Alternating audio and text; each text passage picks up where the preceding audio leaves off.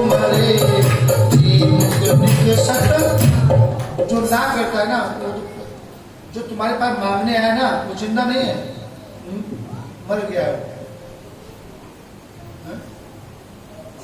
जो मांगने गया है, तुलसी और नर मर चुको, तो मरा हुआ है, तुम तो मांगने के तुम्हारे पास आया है। उनसे पहले वो मरे, तो वो मर गया जिसने मना कर दिया। आप कहते मांगना और मना करना मर जाने के बराबर है। मांगो कोई मना कर दे तो समझो बहुत बड़ा एहसास होता है, उससे मांगो ना जो कभी मना नहीं करता। तो ना जो दान कर दिया तो मांगूंगा नहीं, भगवान ने छोटे बड़ी मर्जी से राज्य में छोड़ दिया, आप सिर चुकाओ, आप न मांगो, मैं अपनी मर्जी छोड़ रहा हूं, मैं लूंगा ही नहीं दान।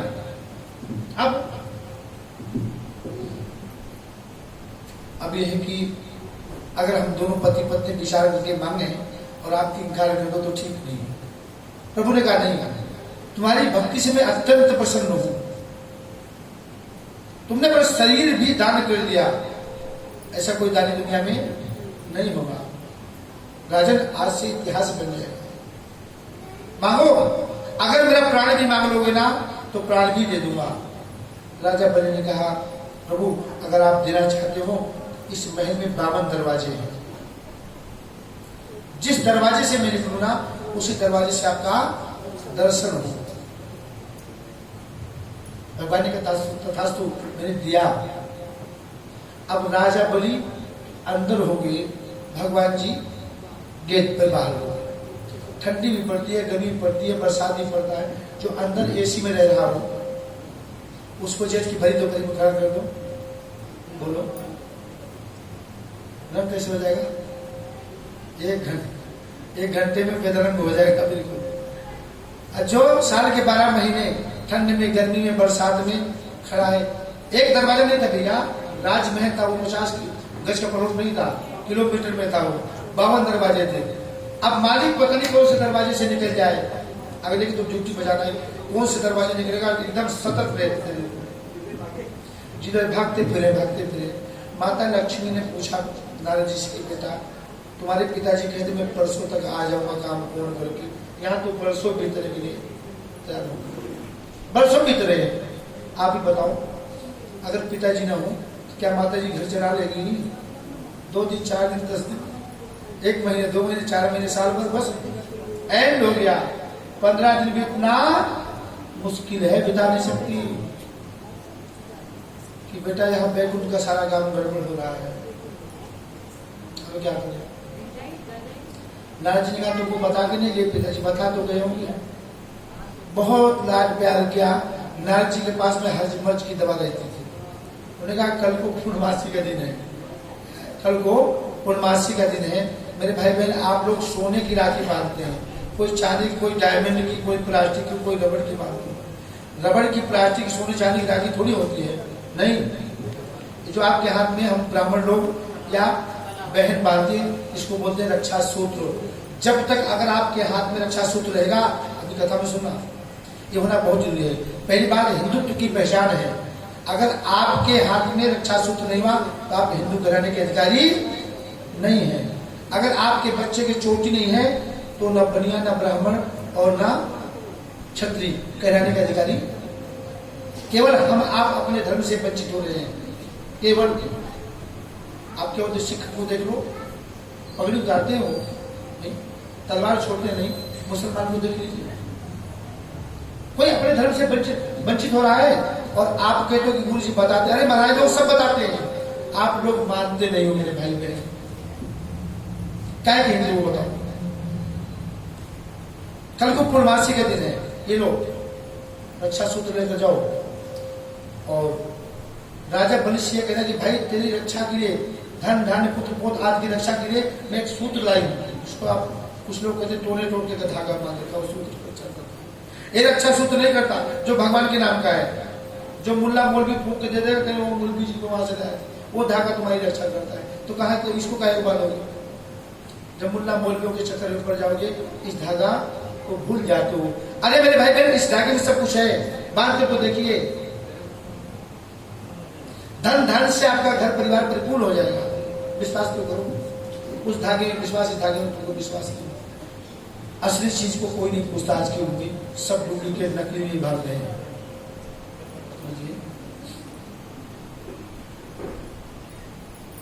ले जाओ और इस कढ़ाई के बांधने में इतना कहना, भैया तेरी दूध पुत्र लक्ष्मी की रक्षा की, जब तक तेरे इस कलाई में धागा बंधा रहेगा, देवदानों में कोई ऐसे ताकतवर नहीं है जो तेरा कुछ बिगाड़ सके, तब तक तेरी रक्षा करता रहे, जब तक तेरे हाथ कलाई में बंधा रहेगा। माता लक्ष्मी की और देखा तो प्रभु गेट पर नारद जी ने बता दिया था कि आपन मन से जान ले दूसर मन की बात।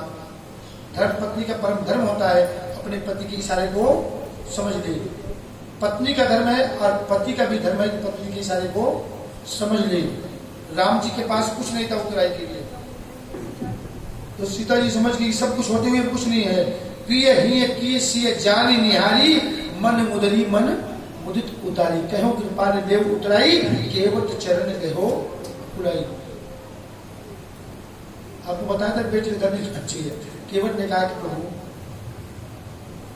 इतना गिरा हुआ समझ लिया, अरे हम जानकी जनक जी की बेटी है ना, इस चरण को किसने भेजा था? जनक जी ने। सर्वस्व दे दिया, वो अमीर आदमी है, धनाढ्य है, सब कुछ दे दिया।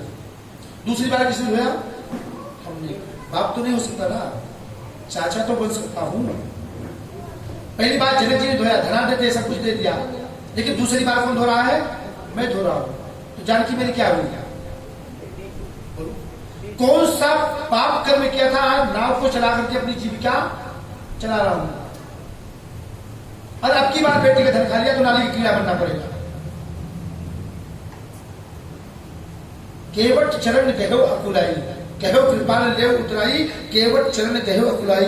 प्रभु अब मैं बिल्कुल भी नहीं ना, ये तो मेरी बेटी है, अगर बेटी का धन खा लूंगा ना तो नरक का जाकर कीड़ा बनना पड़ेगा नाली, इसलिए नहीं। हाँ, जब आप कह रहे हो देने के लिए ना तो दीजिए, अगर आप कह रहे हो देने के लिए तो लूंगा, लेकिन लूंगा अपनी मर्जी से, आपकी मर्जी से नहीं लूंगा। आ गए हो तो जाने की जिद छोड़ दो, आ गए हो तो जाने की जिद छोड़ दो, जा रहे हो तो आने का वादा करो। आ गए हो तो जाने की जिद छोड़ दो, आ गए हो तो जाने की जिद छोड़ दो, जा रहे हो तो आने का वादा करो, जा रहे हो तो आने का वादा करो।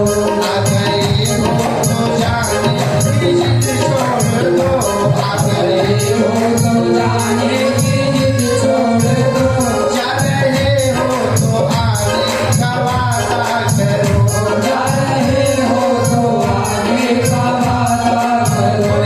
भगवान इतने तो दो प्रभु, ये तो 14 वर्ष से ही रह जाओ, नहीं तो वादा करो जिस घाट से जाए हो उसी घाट से वापस भी आओगे।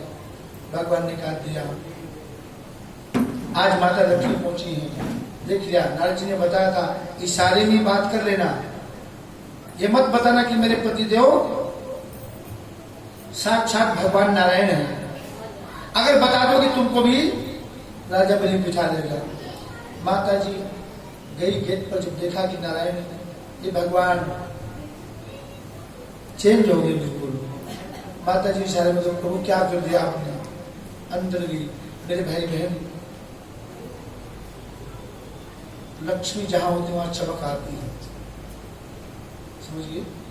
लक्ष्मी अगर होती जहां पर, वहां पर अपने आप ही चमक आ जाती है। लक्ष्मी जैसे प्रवेश करके राजा बलि के महल में चकाचौंध हो गया।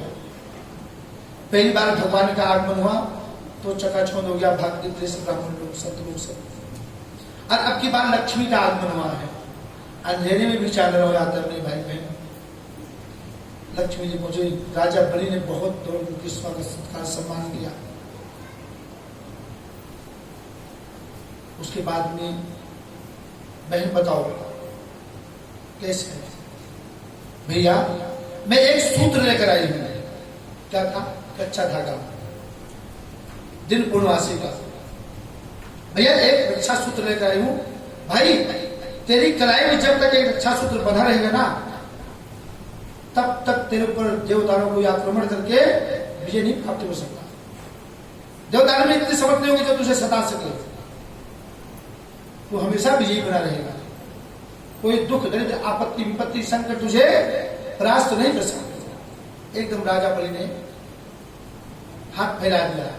मेरे भाई बहन, इस सूत्र को या तो ब्राह्मण पद से बनवाना चाहिए या बैल से तीसरे से नहीं बनवाना चाहिए। और इसके मतलब से आप कुछ भी दीजिए उसको बिना नेक दिया बनवाओगे वो फलीभूत नहीं होगा। राजा बलि के हाथ में रक्षा सूत्र बांध दिया। राजा बलि का बहन इसके बदले बताओ क्या दूं? बस भैया मैं तो तेरी रक्षा के लिए भगवान से प्रार्थना किया। इस सूत्र में इतनी बड़ी ताकत है। मुझे कुछ नहीं चाहिए, सब कुछ तेरी कृपा से, भगवान के आशीर्वाद से सब कुछ है। नहीं बहन, आज भी मैं समर्थवान हूं, सब कुछ है। मांग जो मांग, तुम्हें अपना प्राण भी दे दूंगा। भैया मेरे पास सब कुछ, कुछ नहीं चाहिए। लेकिन जो तेरे गेट पर है ना, कुछ भी कहा हो, चौकीदार कह दिया, नौकर कह दिया, जो भी कहा हो, जो तेरे गेट पर नौकर है ना, गेट नौकरी रहता भैया, या हनुमान जी रहती, बस उसका दुख मेरे से देखा नहीं गया। उसका दुख देख करके मेरा हृदय तो गदगद हो। भैया तुझसे छुटकारा दे दे बस। नारद जी ने बताया था माता लक्ष्मी से कि प्रभु ने नौकरी कर लिया। लक्ष्मी जी को नौकरी करने की जरूरत है। ऐसी नौकरी कर लिया कि वहां ना कोई तनख्वाह है, ना नहाने का सुविधा, ना खाने की सुविधा, ना जाने की सुविधा, नहाने की सुविधा, 24 घंटे सतत ड्यूटी है, पेंशन नहीं है, फंड नहीं है। और सबसे बढ़िया चीज और है कि रिटायरमेंट वहां से कभी है नहीं आजीवन, वहां से कोई रिटायरमेंट नहीं। ऐसी नौकरी कर लिया। माता लक्ष्मी को घबरा गई, उपाय पूछा, बात नहीं हुई। तो राजा बलि का भैया जो तेरा नौकर है, जो गेट पर है ना, बस उसका दुख मेरे से देखा नहीं गया। अगर कुछ देना चाहता हो बस उसको जीवन दान दे दे, बस उसकी छुट्टी कर दे, मैं सब कुछ पा गई। बस राजा बलि तो वचन दे दिया था। मेरे भाई बहन, पहले बुजुर्ग लोग या जो भी देवी देवता लोग थे, प्राण जाए पर वचन ना जाए। वचन दे दिया तो दे दिया। बहन तू उसे नौकर समझ रही है, उसे चौकीदार समझ रही है। अरे वो मेरा प्राण है, वो मालिक वो है, मैं नौकर हूं। मैं तो नौकर का नौकर हूं, मालिक तो वही है जिसको नौकर समझ रही है। माता लक्ष्मी करेगा ना समझो, ना समझाओ, तुम्हें ना बताऊं तो छुटकारा मिलेगा ही नहीं। किसी तरीके से जमानत करवा के छुड़वाना है। भैया उस नौकर को छोड़ दे, मैं सब कुछ पा। राजा बलि की आंखों में अश्रुधारा बहने लगी। बहन जा, वो नौकर ने मेरा प्राण है, चल। माता लक्ष्मी को साथ लिया। भगवान का अपने आंखों के आंसू से अभिषेक कर दिया। राजा बलि ने, प्रभु आज तक का ही मेरा पुण्य था जो आप मेरे दरवाजे पर 24 घंटे मुझे दर्शन दिए। आज यही पर मेरा पुण्य समाप्त होता है। आज तक का पुण्य था तो जो आप मेरे दरवाजे पर 24 घंटे विराजमान रहे, आपको देखकर मैं जीवित रहा। आज मेरा पुण्य यहीं पर समाप्त होता है। जब है तुझे मैंने वचन दिया था। लक्ष्मी माता ने भगवान नारायण का हाथ पकड़ा और वैकुंठ लोक को चले गए। बोले अन्नकर्ण भगवान की। मेरे भाई बहन, माता देवकी ने बहुत कष्ट सहा, थोड़ा कष्ट नहीं सहा। आपको पता था वही केकई देवकी बनी है। आपको मैं पीछे बता चुका हूं कि जन्म कौशल्या ने दिया, पाला था केकई ने। पुत्रवती जुगती जग सोई, रघुपति भगति जास सुत हुई। पुत्रवती कहलाने की वही अधिकारी है, वही मां अधिकारी है कि मेरा बेटा कौन, जो संस्कार दे। बचपन में संस्कारी मां की जरूरत पड़ती है, जो संस्कार कूट कूट के भर दे। बचपन में संस्कारी मां की जरूरत, जवानी में महात्मा की, जो बढ़िया गुरु मिल जाए, बढ़िया रास्ता दिखाने वाला। तो बुढ़ापे में परमात्मा की, फिर परमात्मा को बुलाने की जरूरत नहीं पड़ती है। बचपन में संस्कारी माँ की जरूरत होती है। अरे आप रोज बोल के संस्कार भर दो ना, मेरे भाई बहन आज भी बेटा वैसे ही करेगा जैसे आप कहोगे। जिसमें राम जी वन से वापिस आए थे तो सबसे पहले किससे मिले? कैकेयी से। कौशल्या से ज्यादा प्रेम राम जी कैकेयी से करते थे। कैकेयी ने हृदय से लगा लिया, रोने लगे, बेटा राम, कष्ट तो आपको पड़ा वहां पर जाने के लिए, लेकिन जो कष्ट मैंने उठाया ना, मेरा चेहरा कोई देखने वाला नहीं है। भरत जी की जीवा पर मां का शब्द नहीं आया। 14 वर्ष बीत गए। भजी तो ऐसी सी बात का मानस में लिखा हुआ है, सोच के भी रोटी खड़े हो जाए, थर्रा जाऊंगा। इस कलंकनी के दूध में कलंक है, इसका मुंह देखना था। जन्म देने से पहले मैं मर गया होता, इसे गर्भ में नष्ट हो गया, तभी ठीक था। राम जैसे भाई को इसने बर्बाद दिया, भरत जैसे अपराधी को, पापी को इसने राजगद्दी दिया। अरे मैं इस राज सिंहासन को चुनूंगा तो रसातल को चला जाएगा। देखिए आज भाई 1 इंच जमीन के लिए 1 रुपए के लिए लड़ मरते हैं। राम जी सारा राज्यपाट के छोड़ दिया, पता नहीं कितने की संपत्ति छोड़ दिया। है कोई ऐसा छोड़ नहीं? किकन का बेटा राम, अब तक 14 वर्ष बीत गया, भरत जी ने एक बार मां नहीं कहा।